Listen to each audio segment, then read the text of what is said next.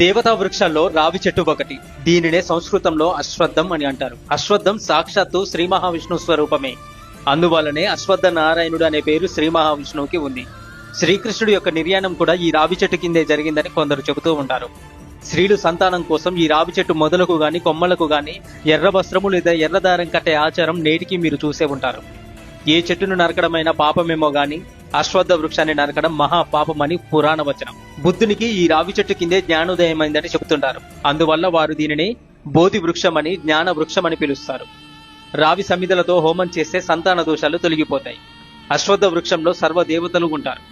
దాని గొప్పతనం గురించి బ్రహ్మాండ పురాణంలో నారదుల వారు వివరించారు. అశ్వత్థమే నారాయణ స్వరూపం.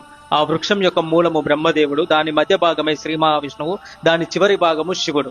కనుక రావి చెట్టును పూజిస్తే త్రిమూర్తులను పూజించినట్లే. ఈ త్రిమూర్తులు దక్షిణ, పశ్చిమ, ఉత్తర దిక్కులలోని కొమ్మలలో ఉంటారు. తూర్పు దిక్కున గల కొమ్మలలో ఇంద్రాది దేవతలు, సప్త సముద్రాలు, అన్ని పుణ్యనదులు ఉంటాయి. దాని వేర్లలో మహర్షులు, గోబ్రహ్మలు, 4 వేదాలు ఉంటాయి.